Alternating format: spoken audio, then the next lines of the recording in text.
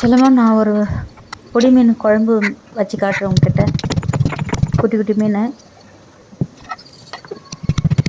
இப்போ வந்து பூண்டு இடிச்சுக்கிறேன். ரசத்துக்கும் மீன் குழம்புக்கும் கல்லுவரில் பூண்டு தட்டிக்கிறேன். வெங்காயம் எப்போதும் கட் பண்ணி தான் செய்வேன். வெங்காயம் எப்போதும் பொடிசாக கட் பண்ணி குண்டு குண்டாக போட்டு தான் நான் குழம்பு வச்சு பழக்கம். இருந்தாலும் அம்மா ஸ்டைலில் வந்து நான் கல்லுவரில் வெங்காயத்தை இடித்து சமைக்க போகிறேன். இப்போது குழம்பு வைக்கிறதுக்கு ஒரு 5 வெங்காயத்தை கல்லுவரில் தட்டி எடுத்துக்கிட்டேன்.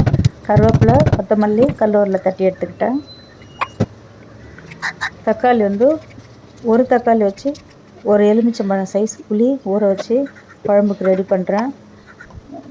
ஜாஸ்தி செய்யலை, கம்மியாக தான் செய்கிறேன். மீன் வறுவலுக்கு குழம்பு மிளகாய் பொடி, ஜீரகப்பொடி, பெப்பர், மிளகு பொடி எல்லாம் போட்டு பெசரி உப்புலாம் போட்டு ஊற வச்சுருக்கேன்.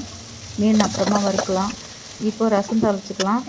எண்ணெய் விட்டு கடுகு வச்சு பெருங்காயம் வச்சு ரசப்பொடிக்கு தேவையான மஞ்சள் பொடி, உப்பு, மிளகு, ஜீரகம் எல்லாம் எண்ணெயில் பொரித்து ஒரு எலுமிச்சம்பழம், ஒரு நெல்லிக்காய் சைஸ் புளி, ஒரு தக்காளி ஊற வச்சு நான் ரசம் தாளித்து அதை எடுத்துட்டேன். அடுத்தது வந்து எண்ணெய் விட்டு கடுகு வச்சு வெந்தயம் வச்சு கல்லுவரில் தட்டின அந்த வெங்காயத்தை எடுத்து வச்சு அதுக்கப்புறம் பூண்டும் கல்லுவரில் தட்டி தான் வச்சுக்கிறேன்.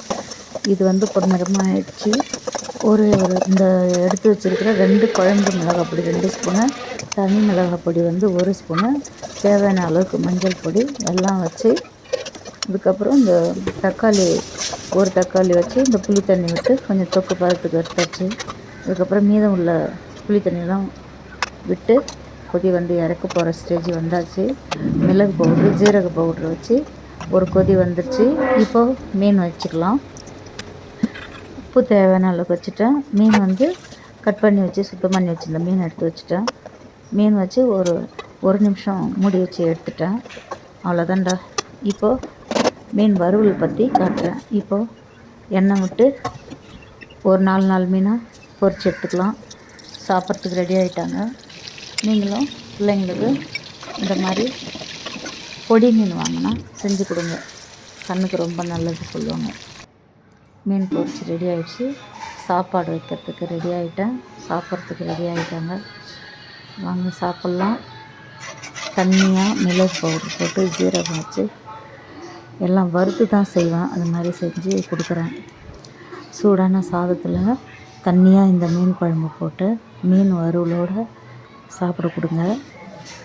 சளி பிடிச்சிருக்குன்னா இது வந்து கொஞ்சம் லூஸியாக போட்டு சாப்பிடுங்க. அது வந்து அப்படியே குழம்பு அப்படியே ஜூஸியாக இருக்கும். சாப்பிட்றதுக்கு செம்ம டேஸ்ட்டாக இருக்கும். பைடச்செல்லாம் நான் அடுத்த வீடியோவில் பார்க்கலாம். பிள்ளைங்களுக்கு செஞ்சு கொடுங்க. சாப்பிட்டு பார்த்துட்டு எனக்கு எப்படி இருக்குன்னு சொல்லுங்கள். நீங்கள் இந்த மாதிரி செஞ்சு சாப்பிடுங்க. பைடச்செல்லாம் அடுத்த வீடியோவில் பார்க்கலாம்.